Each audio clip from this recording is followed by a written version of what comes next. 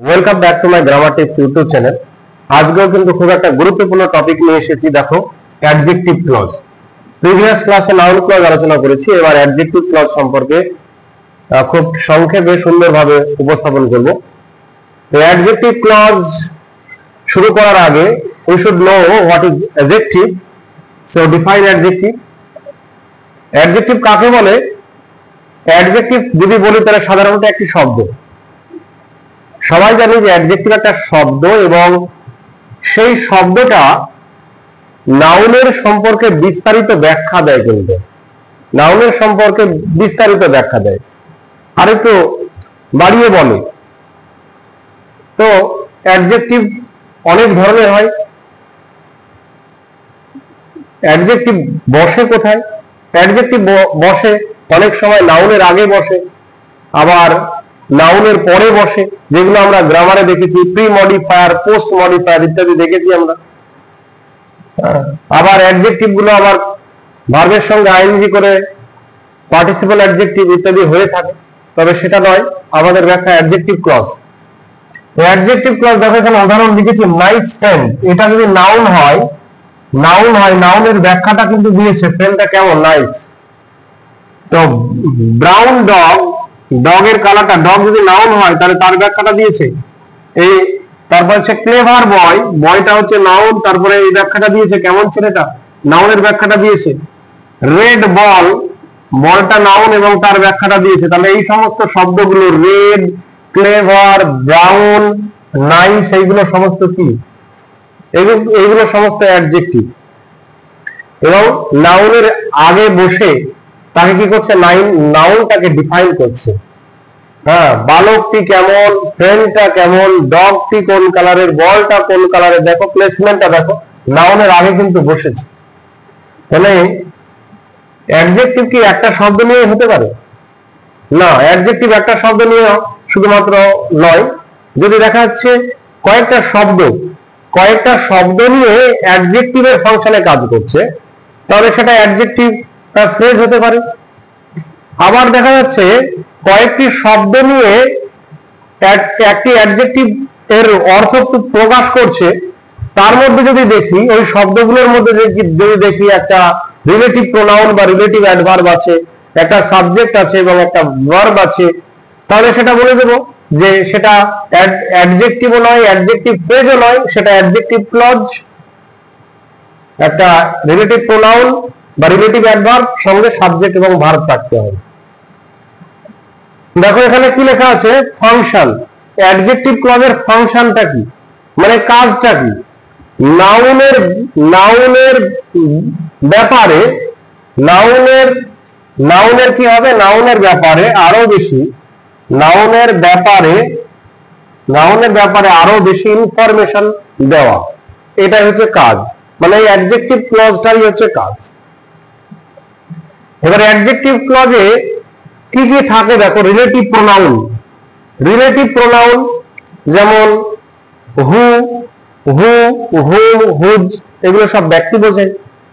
হ্যাঁ, হুইচ বস্তু বোঝাতে পারে। শিশুদের ক্ষেত্রে হুইচ ব্যবহার করি। দ্যাট, এবার এটা দুটো ফাংশনে কাজ করে, ব্যক্তি বস্তু দুটোই বোঝায়। আবার রিলেটিভ অ্যাডভার্ব কোনগুলো?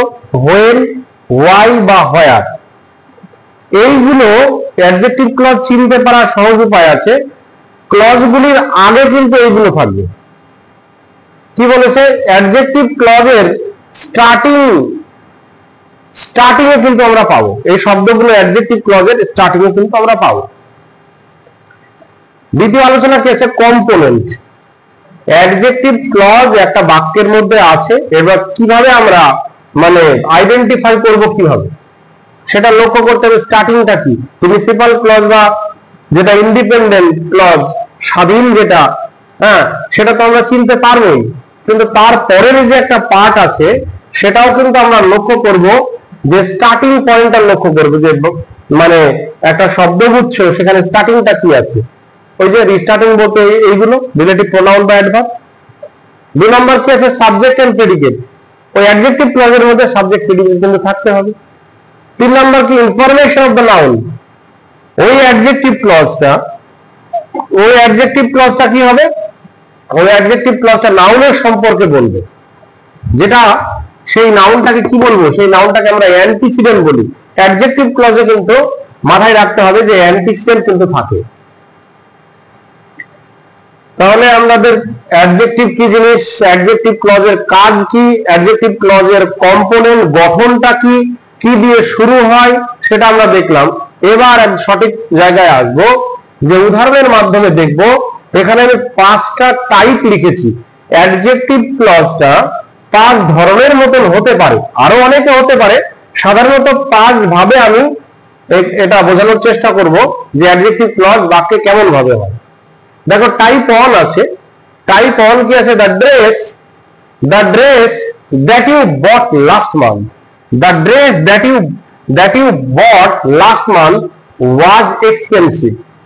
আমরা দেখো এবার অ্যাডজেক্টিভ ক্লজ খোঁজার চেষ্টা করব। দ্য ড্রেসটা কি? দ্য ড্রেসটা নাউন না?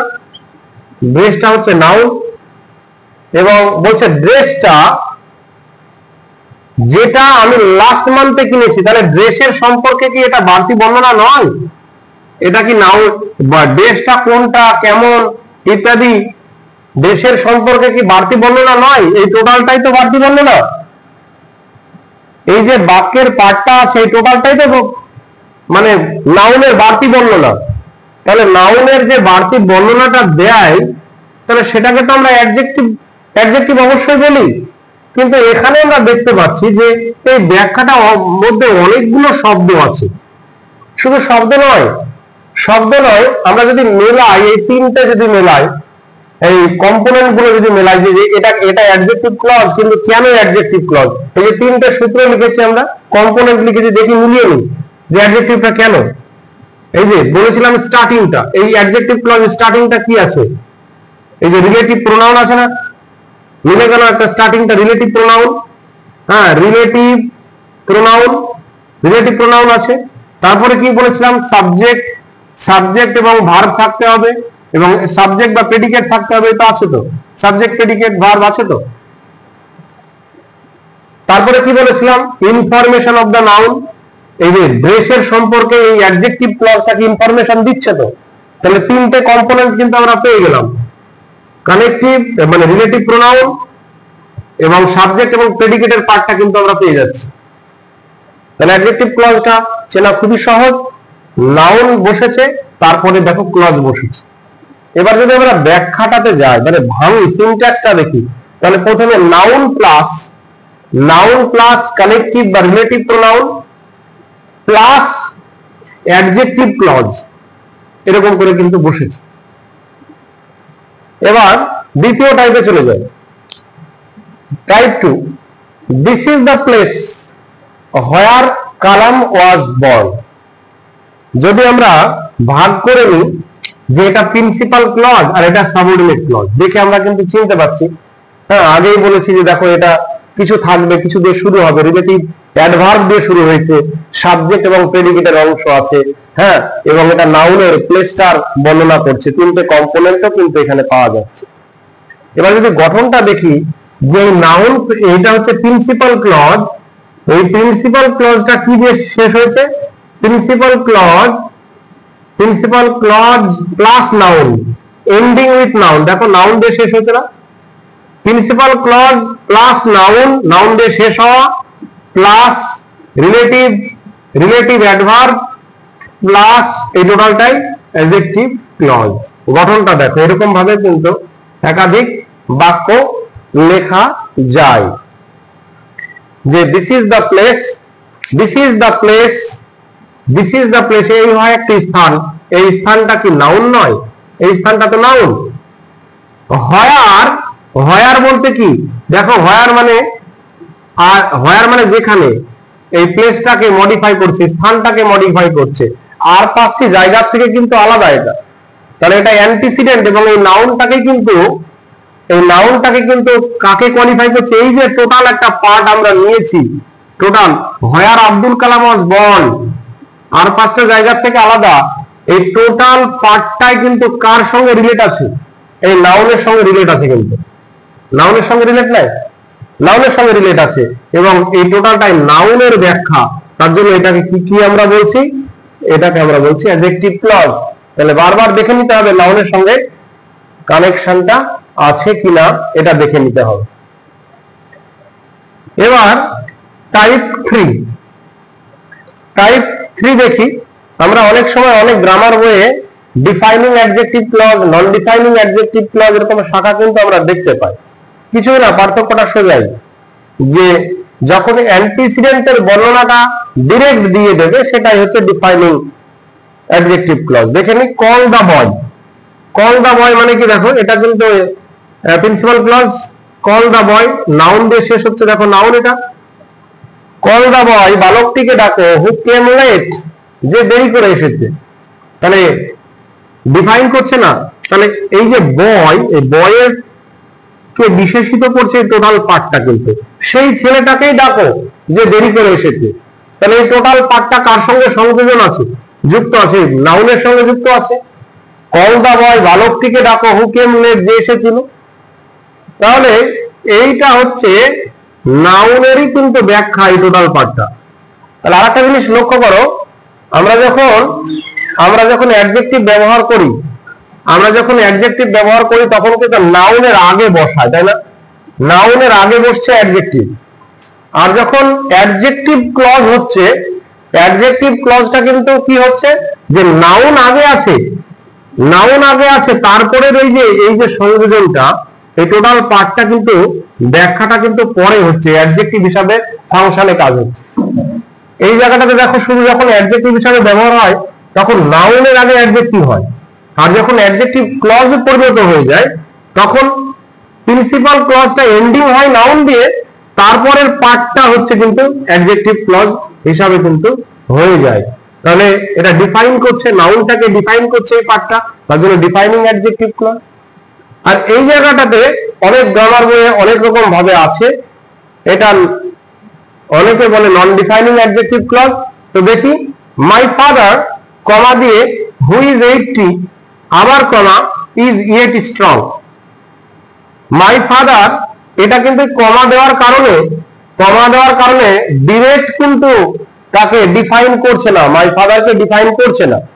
হ্যাঁ, এই টোটাল পার্টটা হু ইজ 80, এটা তো নাউনের একটা কি হয়েছে, অ্যাডিশনাল ইনফরমেশন, অতিরিক্ত একটা সংযোজন বর্ণনা দিয়েছে। তাই কমা দেওয়া যখনই থাকবে নাউনের পরে, তখন হবে নন ডিফাইনিং অ্যাডজেক্টিভ ক্লজ, যেটা অ্যাডিশনাল ইনফরমেশন হিসাবে কিন্তু হয়ে থাকে। রুল নাম্বার 4 এ আসি। রুল নাম্বার 4 এ একটা দেখতে পাবো যে অনেক সময় ইলিপ্টিক্যাল থাকে। আমরা রিলেটিভ প্রোনাউন বা রিলেটিভ অ্যাডভার্ব নিয়ে কিন্তু আমরা বলছি অ্যাডজেক্টিভ ক্লজটা হয়, ক্লজটার শুরুতে থাকে রিলেটিভ প্রোনাউন অথবা রিলেটিভ অ্যাডভার্ব, তার মধ্যে আবার সাবজেক্ট প্রেডিকেট থাকে। হ্যাঁ, আবার কি হয় যে নাউনের ব্যাখ্যা দেয়। এই যে তিনটে কম্পোনেন্ট পূর্ণ করে তবেই এই পার্টটাকে আমরা বলি অ্যাডজেক্টিভ ক্লজ। কিন্তু রুল নাম্বার 4টা একটু ডিফারেন্স আছে। রুল নাম্বার 4টা কি বলছে, যে অনেক সময় এই রিলেটিভ প্রোনাউন, এই যে রিলেটিভ প্রোনাউন গুলো, রিলেটিভ অ্যাডভার্ব গুলো উজ্জ্ব থাকবে, মানে থাকবেই না, কিন্তু বুঝে নিতে হবে যে ওটাই অ্যাডজেক্টিভ ক্লজ। দেখে নি, যে the water you are drinking is not pure.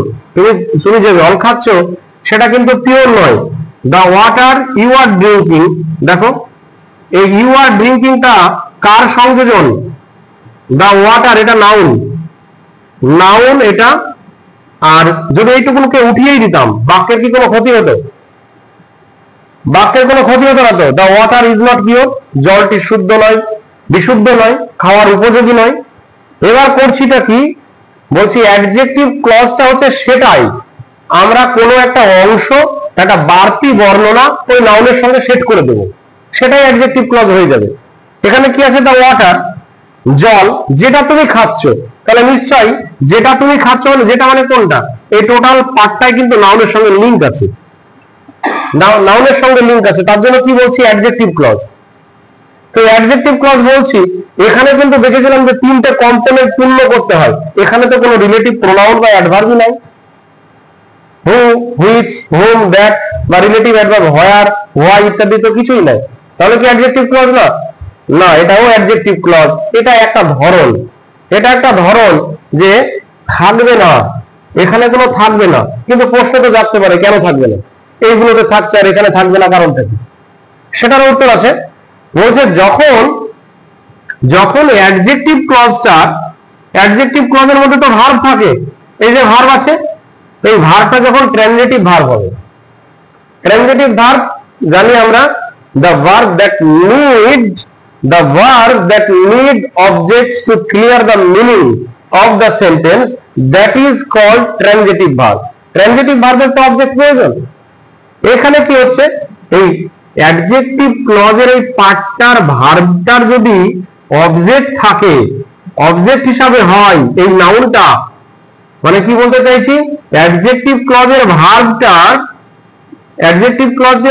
ভার্বটার যদি অবজেক্ট থাকে, অবজেক্ট এই যে এটা, এই অ্যান্টিসিডেন্টটা যখন অবজেক্ট হয়ে